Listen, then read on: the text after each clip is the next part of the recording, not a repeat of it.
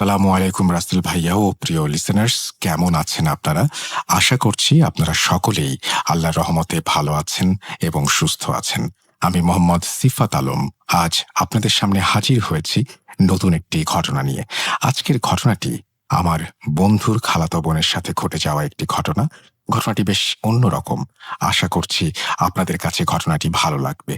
ঘটনায় যাবার আগে আমি রাসেল ভাইয়ের কাছে অনুরোধ করছি, ঘটনার ভেতরে অনিচ্ছাকৃত কোনো ভুল ত্রুটি থাকলে দয়া করে তা ক্ষমা সুন্দর দৃষ্টিতে দেখবেন। আসসালামু আলাইকুম, আমি সোহান। আজকের এই ঘটনাটি আমাকে বলেছে রাইসা, আমার খালাতো বোন। রাইসার ভাষাতেই আমি ঘটনাটি বর্ণনা করছি। আমি রাইসা। বর্তমানে আমার বয়স ৩৭ বছর।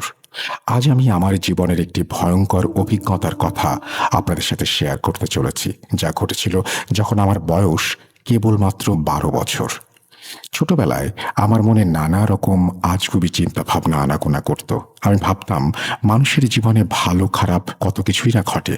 যদি আমি কোনোভাবে জানতে পারতাম আমার ভবিষ্যতে কি আছে বা কি ঘটতে চলেছে আমার জীবনে, তাহলে কত ভালোই না হতো।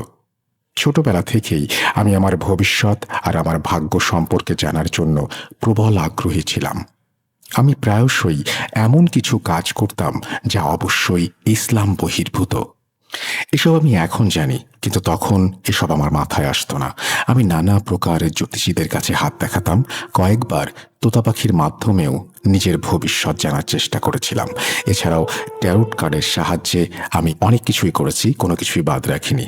যদিও আমাদের ইসলাম ধর্মে এ ধরনের কর্মকাণ্ড নিষিদ্ধ, তবুও আমি আমার আগ্রহের কারণেই এসব করতে এক প্রকার বাধ্য হয়ে গিয়েছিলাম।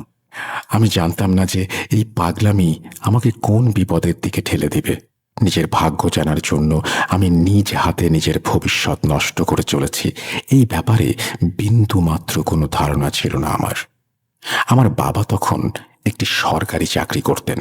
তার চাকরির সুবাদে প্রায়ই তাকে বদলি হয়ে নানান শহরে স্থানান্তরিত করা হতো। এতে বাধ্য হয়ে আমাদেরও বাবার সঙ্গে এক শহর থেকে অন্য শহরে চলে যেতে হতো। একবার বাবার ট্রান্সফার যখন যশোরে হলো, তখন সরকারিভাবে আমাদের একটি বাড়ি বরাদ্দ দেয়া হলো। সাধারণত সরকারি যে কোয়ার্টারগুলো বসবাসের জন্য বরাদ্দ করা হতো, সেই বাড়িগুলো ছিল বেশ পুরাতন আর অগোছালো। আমার পরিবারের সদস্য ছিল আমার মা, বাবা এবং আমার ২ ভাই আর আমি। আমরা সকলেই নতুন বাড়িতে পৌঁছালাম এবং পরিষ্কার পরিচ্ছন্নতার কাজ শুরু করলাম। অনেক দিন বন্ধ থাকায় বাড়িটির ভেতরের অবস্থা ছিল একেবারে শোচনীয়। বাড়ি পরিষ্কার করে সেই রাতে আমরা সবাই ক্লান্ত হয়ে যাই, আর তাই কোনো রকমে রাতের খাবার শেষ করে যে যার রুমে চলে যাই আর নিশ্চিন্ত মনে ঘুমিয়ে পড়ি। বাড়ি সাজানো বাদে কয়েকদিন কোনো রকম কাজকর্ম ছাড়াই আমাদের দিন কেটে যায়। বাবা আমাকে এখানকার নতুন একটি স্কুলে ভর্তি করিয়ে দেন। শুরু হয় কর্মব্যস্ত জীবন। স্কুল থেকে আমি একাই বাসায় ফিরে আসতাম। মা আমাকে সকালে দিয়ে আসলেও নানান কাজের জন্য তিনি আমাকে নিয়ে আসতে পারতেন না। প্রতিদিনের মতো একটি দিন আমি স্কুল থেকে বাসায় ফিরছি। হঠাৎ রাস্তার ধারে এক বৃদ্ধ ব্যক্তিকে কিছু বই বিক্রি করতে দেখি। কাকতালীয়ভাবে আমি তার পাশ দিয়ে অতিক্রম করছিলাম। হঠাৎ তার সাজিয়ে রাখা বইগুলোর দিকে আমার চোখ পড়ল। বইগুলোর দিকে তাকাতেই একটি বইয়ের ওপরে আমার চোখ আটকে গেল। এ যেন মেঘ না চাইতেই বৃষ্টি। বৃদ্ধে সাজিয়ে রাখা বইগুলো থেকে একটি বই দেখতে পেলাম। বইটির শিরোনাম ছিল, আপনি কি আপনার ভবিষ্যৎ জানতে চান? আমার চোখে এক ধরনের আলো জ্বলে উঠল এবং আমি তার কাছে গিয়ে সেই বইটি হাতে তুলে নিলাম। সে আমার দিকে আর চোখে কিছুক্ষণ তাকিয়ে রইল আর বলল, এই বই নাকি আমার মতো ছোট মানুষের জন্য নয়। আমি এক প্রকার জোরাজুরি করেই তার কাছ থেকে বইটি কিনে ফেললাম। নিজের পকেট খরচ থেকে বাঁচানো বেশিরভাগ টাকাই আমার চলে গেল সেই বই কিনতে, কিন্তু তবুও আমার কোনো প্রকার আফসোস ছিল না। বইটি নিয়ে বাসায় এসে আমি নিজের ঘরে চলে গেলাম। সেদিন রাতে খাবার পর সবাই যে যার রুমে চলে গেলে আমি বইটি বের করে পড়া শুরু করলাম। আমি কেমন যেন সম্মোহিত হয়ে গিয়েছিলাম বইটি পড়ার সময়, আর তাই আমি একটানা বইটি পড়তে লাগলাম। বইটি নিজের ভবিষ্যৎ আর নিজের ভাগ্য সম্পর্কে জানার উপায় বলে দিয়েছিল, কিন্তু এতে যে পদ্ধতিগুলো লেখা ছিল তা ছিল আমার জন্য একেবারেই নতুন। সেখানে একটি আমলের কথা বলা হয়েছিল, যে কেউ এই আমলের মাধ্যমে চাইলে নিজের ভবিষ্যৎ দেখতে পাবে। যদি কেউ নিজের ভবিষ্যৎ জানতে চায় তাহলে তাকে একটানা 1 সপ্তাহ ধরে এই বইটির আমল করতে হবে। বইয়ে লেখা ছিল যে ব্যক্তি এই আমল করবে তার স্বপ্নে তাকে ভবিষ্যৎ দেখানো হবে। আমার মনে হচ্ছিল যেন আমার কাছে আজ ঈদের দিন। আমি সেই বইটি খুবই মনোযোগ দিয়ে পড়লাম। পড়া শেষ করে আমার আলমারির কাপড়ের নিচে লুকিয়ে রেখেছিলাম, যেন আমার মা কোনোভাবেই বইটি দেখতে না পান। আমাদের বাড়ি সাজানোর কাজ তখনও অনেকটাই বাকি ছিল। যখন আমাদের বাড়ি বদল হলো এবং সবকিছু সেট হয়ে গেল, তখন আমি মনে মনে ঠিক করলাম বইটি আমার পুরো পড়া উচিত এবং দেখার চেষ্টা করা উচিত এতে আর কি কি আছে। আমি পুনরায় বইটি পড়া শুরু করলাম এবং যতই বইটি পড়ে চলেছি ততই যেন মনে হচ্ছিল আমি বইটির মধ্যে ডুবে যাচ্ছি। এত এত আকর্ষণ এবং এত এত আকর্ষণীয় বিষয়ে লেখা, যা আমার বইটি পড়ার ইচ্ছাকে বহুগুণে বাড়িয়ে দিচ্ছিল। বইয়ে লেখা আমল আজ থেকেই শুরু করে দেব ভেবে ফেললাম। বইয়ে লেখা ছিল এই আমল করার পর আমার বিয়ে কোথায় হবে, আমি কতটা পড়তে পারবো, এমনকি আমার বয়স কেমন হবে, সবকিছু নাকি আমাকে স্বপ্নে দেখানো হবে। এটা টানা 7 দিনের একটি আমল এবং এই আমলটি বইয়ে লেখা অনুযায়ী রাতের বেলা করতে হবে। এই আমলটির একটি শর্ত ছিল, যে 7 দিন কেউ এই আমল করবে তাকে সেই 7 দিন কোনো কিছু না খেয়ে থাকতে হবে। শুধুমাত্র পানি এবং ফল খাওয়ার অনুমতি আছে, তাও বিশেষ ক্ষেত্রে। আমি এই আমল করার জন্য মনস্থির করলাম। সেই অনুযায়ী আমি একটি বাহানা বানিয়ে স্কুল থেকে 1 সপ্তাহের ছুটি নিয়ে নিলাম, কারণ এই আমল আমাকে পুরো রাত পড়তে হবে। আমি ভাবলাম এখন যদি আমি পুরো রাত আমলটি করি তাহলে সকালে স্কুলের জন্য চোখ কিভাবে খুলব। পরদিন আমি সেই আমলটি করার জন্য প্রস্তুতি নিলাম। ভালো করে গোসল করলাম, নামাজ পড়লাম। আমার মনে হচ্ছিল যেন আমি এক অসাধ্য সাধন করার উদ্দেশ্যে যাত্রা শুরু করতে যাচ্ছি। একটু একটু ভয়ও হচ্ছিল, কেন জানি না। রাত হলে আমরা সবাই মিলে খেলাম। খাবারের সময় আমি শুধু কলা আর আপেল খেলাম, কারণ আমার তো অন্য কিছু খাওয়া নিষেধ। আম্মু আমাকে প্রশ্ন করেন আমি শুধু ফল খাচ্ছি কেন। আমি ডায়েট করছি বলে উত্তর দেই, আর তারা আমার কথা শুনে হাসতে শুরু করে। যখন রাত বাড়তে শুরু করলো তখন মা বাবা নিজের ঘরে চলে গেলেন, আর আমার 2 ভাইও নিজেদের ঘরে চলে গেল। আমি আমার ঘরে এসে সেই বইটি বের করে আবার পড়তে শুরু করলাম। আমি বইয়ে লেখা নির্দেশনাগুলো খুব মনোযোগ সহকারে পড়তে শুরু করলাম, যেন কোথাও কোনো আমল করার সময় কিছু মিস না হয়ে যায়। বইয়ে লেখা ছিল আমলটি করার সময় ঘরের লাইট বন্ধ করে দিতে হবে এবং শুধুমাত্র একটি আগরবাতি জ্বালাতে হবে। আর একবার যখন আমল করা শুরু হয়ে যাবে তখন আমলের নির্দিষ্ট সংখ্যা পূরণ না হওয়া পর্যন্ত পড়া বন্ধ করা যাবে না। আমি সেদিন আমল করা শুরু করলাম। আমি বারবার আমলগুলো মনে মনে পড়ছিলাম, আর আমার হাতে ছিল তাসবিহ। প্রায় 2 ঘন্টা অতিক্রান্ত হলো। হঠাৎ আমার কানে একটি মৃদু ফিসফিসানি হলো। আমি অস্পষ্ট ভাষায় শুনলাম কেউ বলছে, এটা বন্ধ করো। আমি ভয়ে চোখ খুলে চারপাশে তাকালাম, কিন্তু অন্ধকার ছাড়া কিছুই দেখতে পেলাম না। আমি মনে করলাম হয়তো এটা আমার মনের ভুল। আমি আবার চোখ বন্ধ করলাম এবং আমল করতে শুরু করলাম। একটু পর আমার কানে আবার একটি ফিসফিসানি এলো। এবার শুনলাম কেউ বলছে, রাইসা, এই আমল বৈধ নয়, এটি এখনই ছেড়ে দাও। আমি চিন্তিত হয়ে পড়লাম, কারণ আমি সেই আওয়াজ 1 বার না 2 বার শুনেছি। প্রথমবার ভুল হতে পারে, কিন্তু দ্বিতীয়বার তো আর তা হতে পারে না। তারপর আমার বইয়ের নির্দেশনার কথা মনে পড়ল। বইয়ে লেখা ছিল যা কিছুই হোক না কেন আমল মাঝপথে বন্ধ করা যাবে না। আর তাই আমি আমার চোখ বন্ধ করলাম এবং দ্রুত আমলটি পড়তে লাগলাম। আমার আরও আধা ঘন্টার মতো সময় লাগলো এবং তারপর ওই আমলের সংখ্যা পূর্ণ হয়ে গেল। সেদিনের আমল সম্পূর্ণ হয়ে গেল। এখনো আরো 6 দিনের আমল বাকি ছিল। পরের 6 দিনও একইভাবে চলতে লাগলো। কিন্তু একটি বিষয় আমি বারবার অনুভব করছিলাম, আর তা হলো কোনো এক অদৃশ্য শক্তি ছিল যা আমার এই কাজের মধ্যে বারবার বাধার সৃষ্টি করছিল। কেউ আমাকে থামানোর চেষ্টা করছিল বলে আমার মনে হচ্ছিল, কিন্তু আমার শখ আমার মাথার ওপর ভালোভাবেই চড়ে বসেছিল। আমি অন্য কিছুই যেন টের পাচ্ছিলাম না। শুধু একটা চিন্তা ছিল, আর তা হলো এই কাজটা যেভাবেই হোক আমাকে সম্পূর্ণ করতে হবে। এভাবেই আমার 6 রাত চলে গেল, আর শুধুমাত্র 1 রাত বাকি। 7ম রাতে যখন সেই আমল পূর্ণ হওয়ার কথা ছিল, সেদিন আমি আবার একটি ফিসফিসানি নিজের কানে শুনলাম।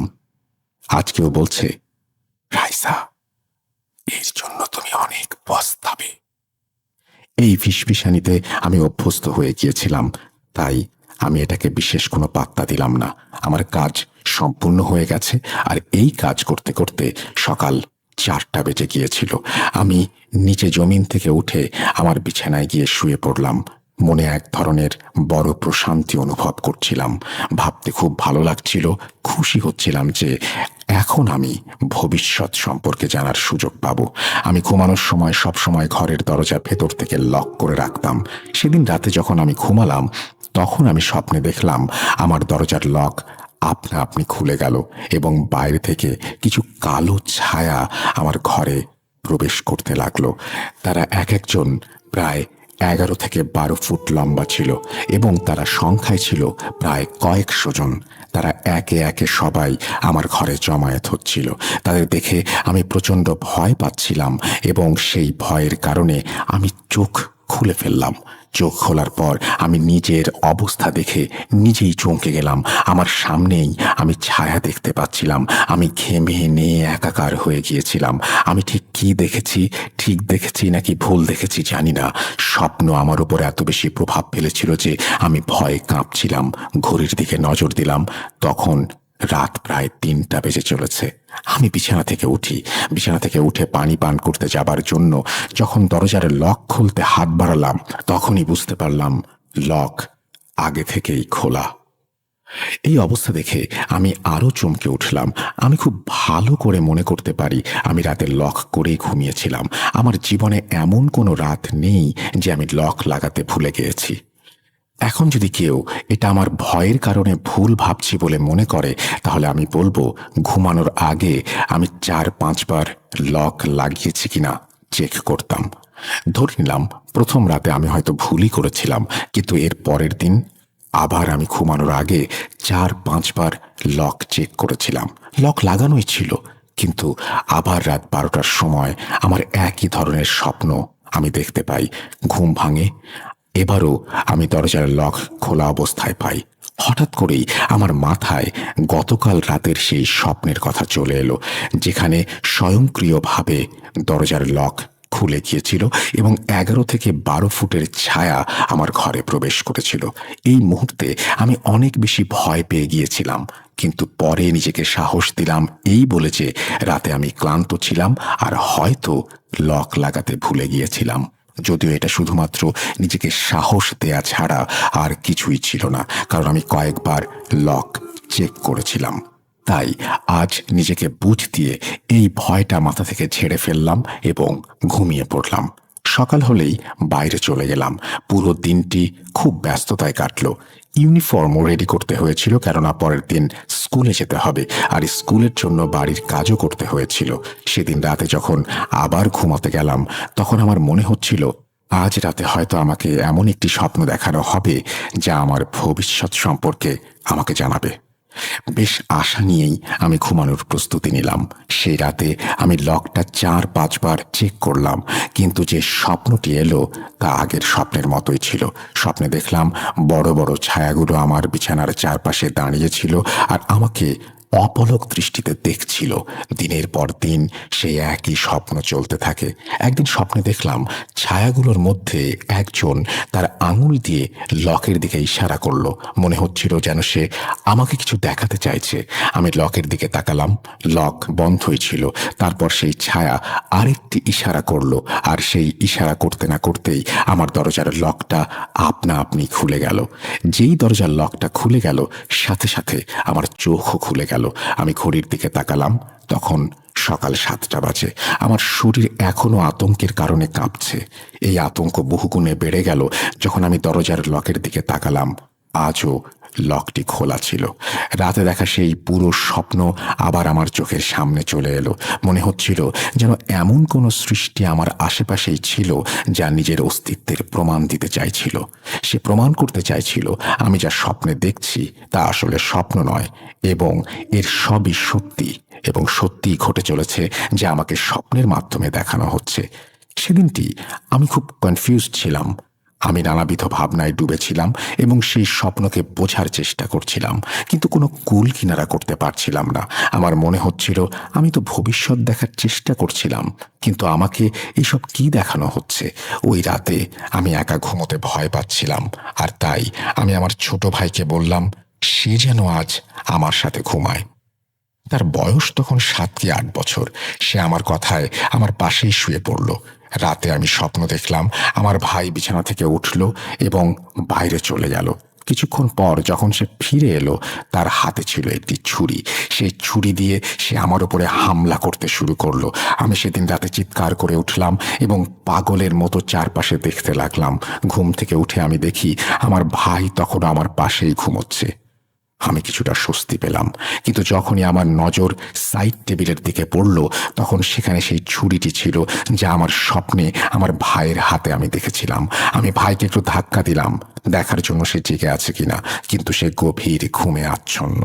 সেদিন পুরো রাত আমি ভয়ে ভয়ে না ঘুমিয়ে কাটালাম। সকালে আমি আমার ভাইকে জিজ্ঞেস করলাম, তুমি কি কাল রাতে ঘুম থেকে জেগে বাইরে গিয়েছিলে? সে উত্তরে বলল, না আপু, আমি বাইরে কিভাবে যাব? আমি তো দরজার লকই খুলতে পারি না। আমি জানতাম সে সত্যি কথাই বলছে, কারণ সে কেবলমাত্র 7 থেকে 8 বছর বয়সী ছোট্ট একটি ছেলে, এবং তার উচ্চতা সেই লক খোলার জন্য যথেষ্ট নয়।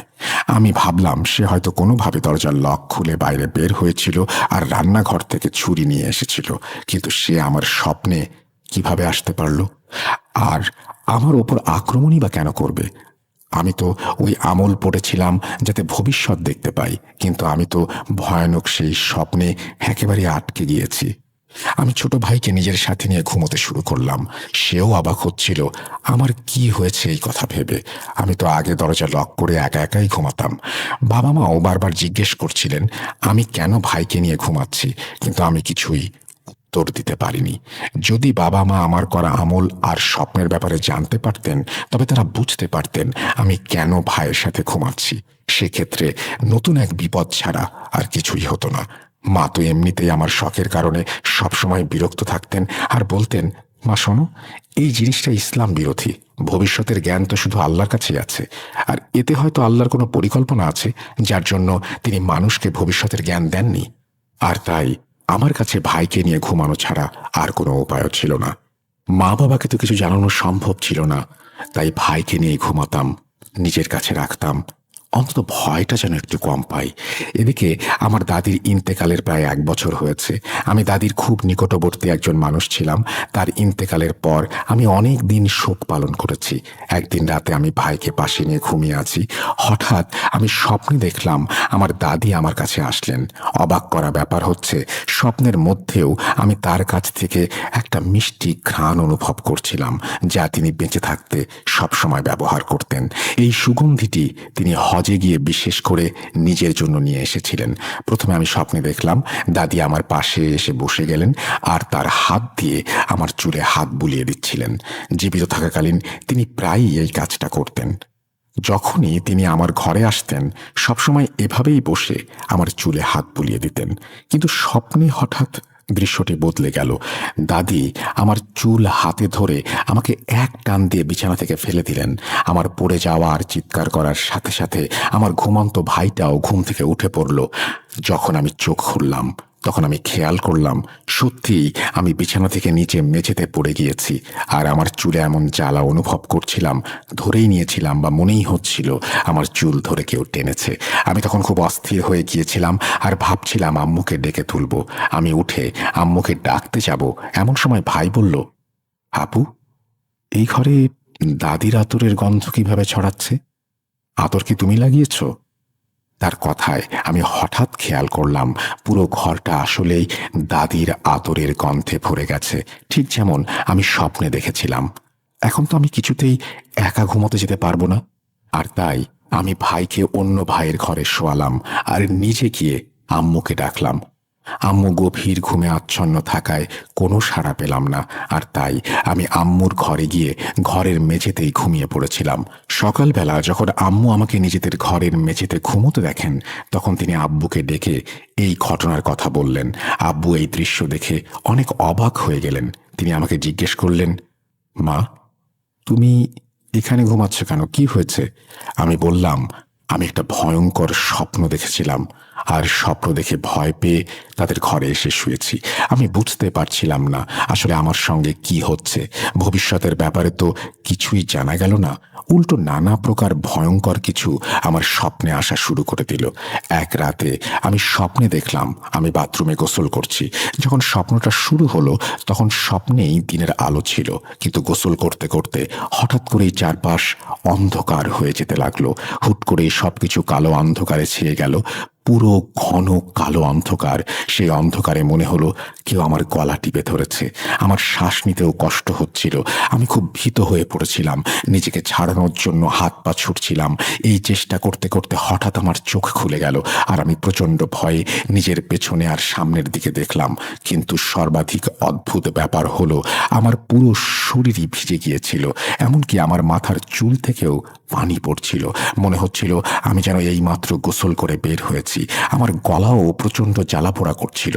আমি বেশ ব্যথা অনুভব করছিলাম। যখন আমি আয়নায় নিজেকে দেখলাম তখন আমার গলায় আঙুলের দাগ স্পষ্ট।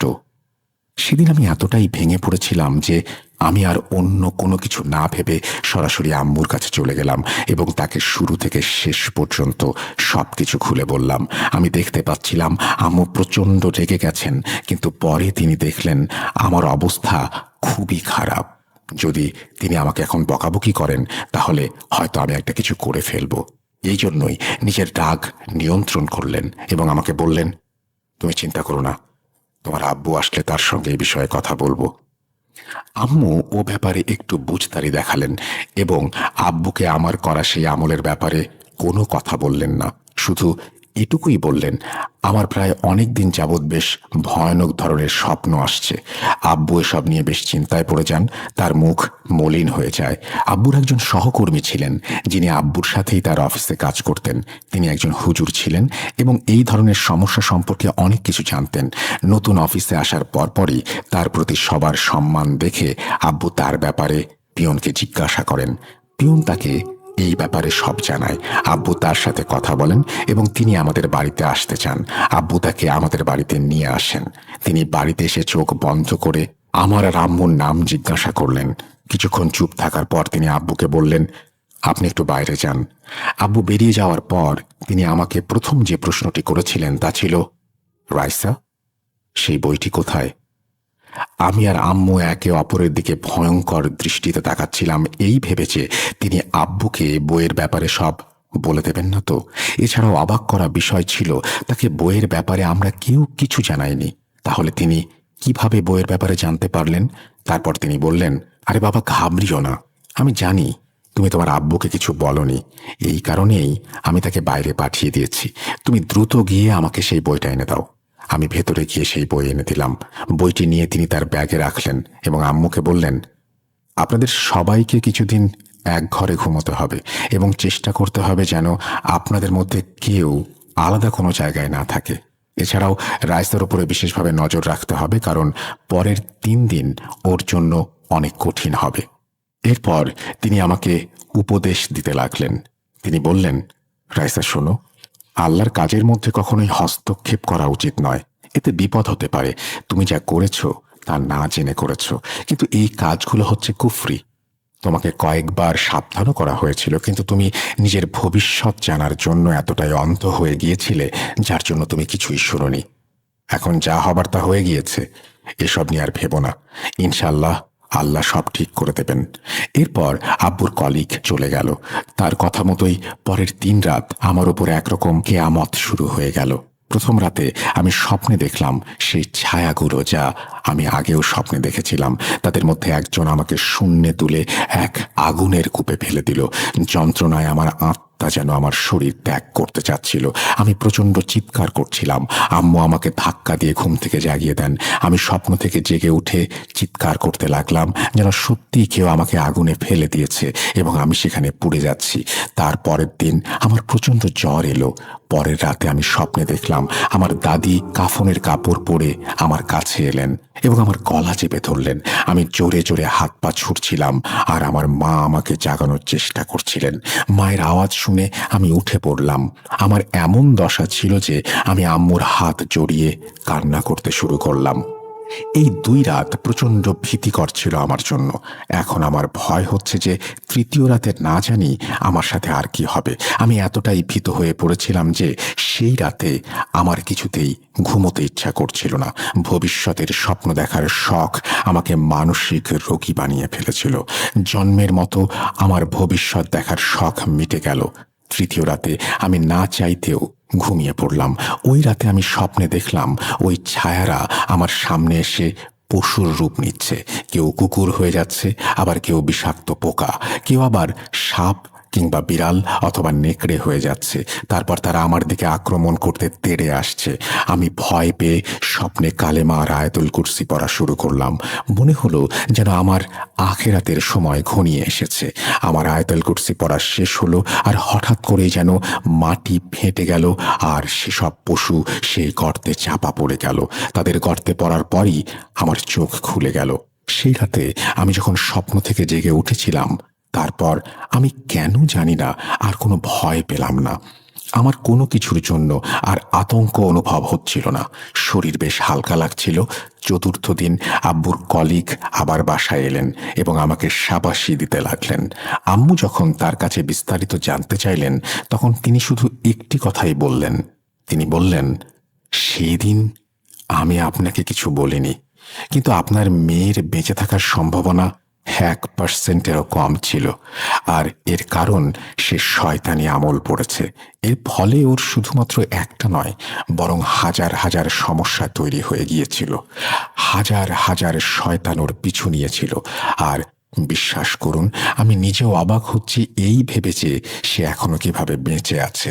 আল্লাহর কাছে শুকরিয়া আদায় করুন, তিনি এই বিপদ থেকে আপনার মেয়েকে উদ্ধার করেছেন। তারপর আব্বুর কলিগ আব্বুকে বললেন, যত বেশি সম্ভব সদকা দিতে হবে আর যে কোনো পরিস্থিতিতে নামাজ চালিয়ে যেতে হবে। আজ প্রায় 22 বছর পরেও এই ঘটনা এখনো আমার স্পষ্ট মনে আছে।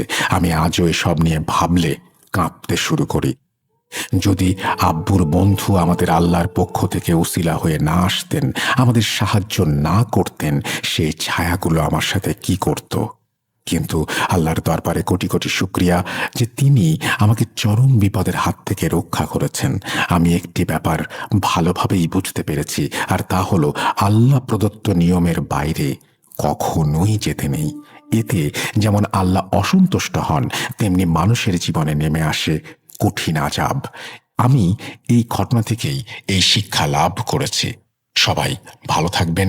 আসসালামু আলাইকুম। এই বলে সোহান তার খালাতো বোন রাইসার ঘটনাটি শেষ করে। কেমন লাগলো আপনাদের আজকের ঘটনা? আপনাদের কাছে ঘটনাটি ভালো লাগলেই আমার রাত জেগে ঘটনা লেখা সার্থক হবে। খুব দ্রুতই ফিরে আসব নতুন কোনো ঘটনা নিয়ে, নতুন কোনো এপিসোডে।